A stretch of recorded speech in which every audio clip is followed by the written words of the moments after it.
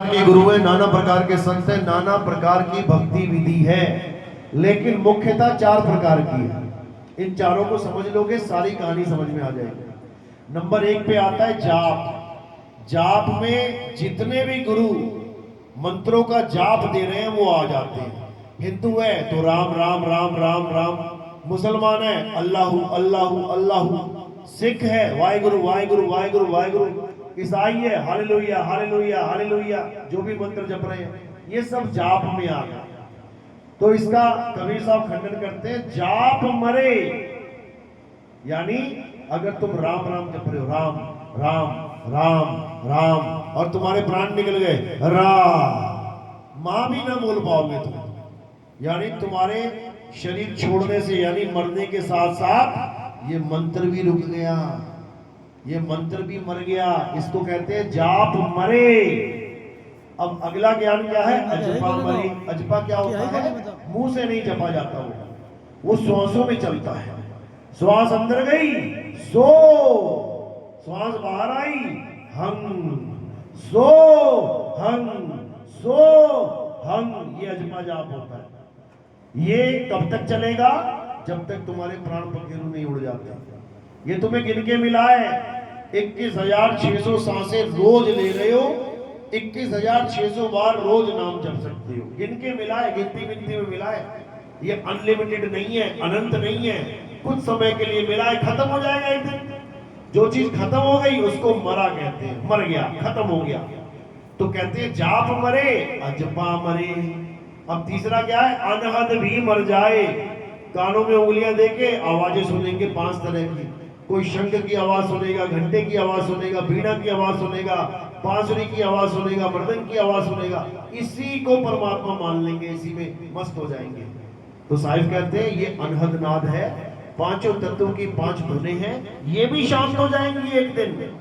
जैसे ये पंच भौतिक शरीर 5 तत्वों में लीन हो जाएगा, खत्म, ये भी मर जाएगा। तो कह रहे हैं जाप मरे अजपा मरे, अनहद भी मर जाए, और सुरत समाए शब्द में, वाको काल ना खाए। अब ये कौन सा शब्द है? इसको समझना है। और कौन समाएगा शब्द में? सुरत समाएगी शब्द में। सुरत यानी तुम्हारा ध्यान।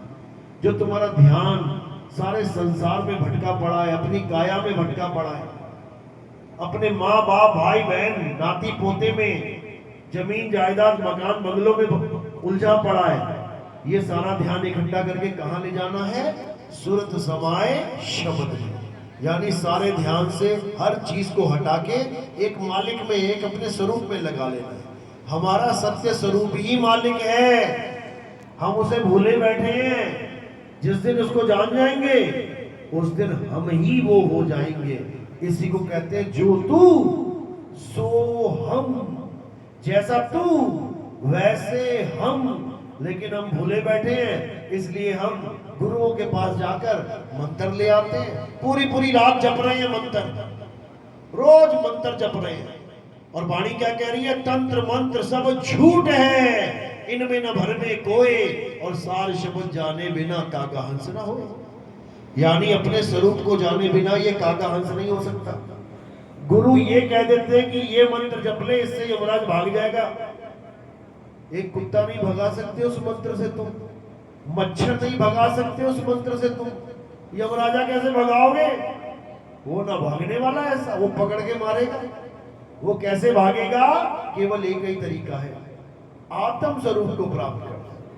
आत्म स्वरूप को प्राप्त कर लिया, अब वो कितने तीर चला ले, कितनी बाण चला ले, कितनी तलवारें चला ले, कुछ होने वाला नहीं है।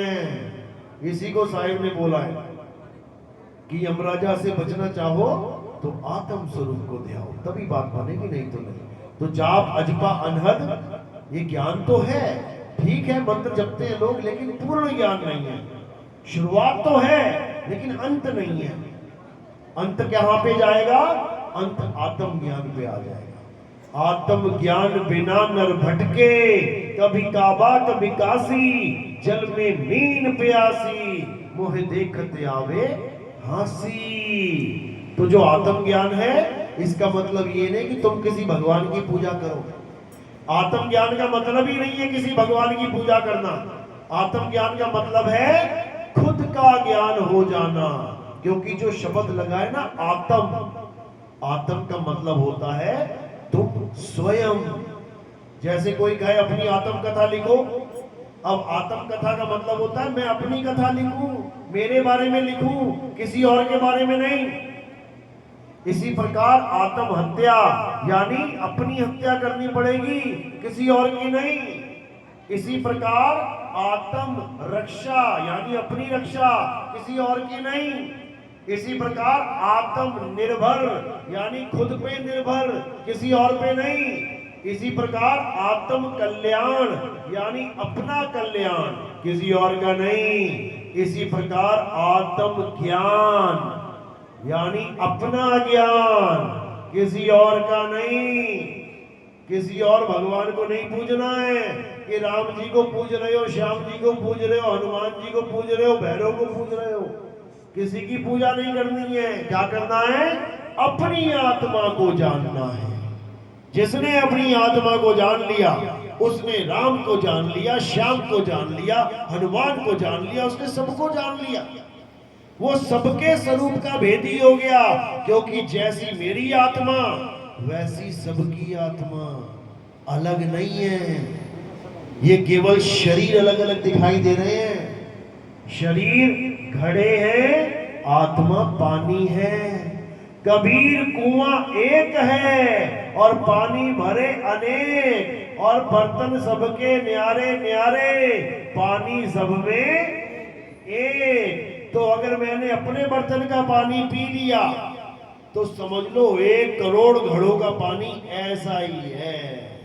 भेद खत्म हो जाएगा। अब किसी और की पूजा करने की जरूरत ही नहीं पड़ेगी। खुद को जानो, समझ लो परमात्मा को जान लिया। बोलिए परमपिता परमात्मा की सदा ही जय।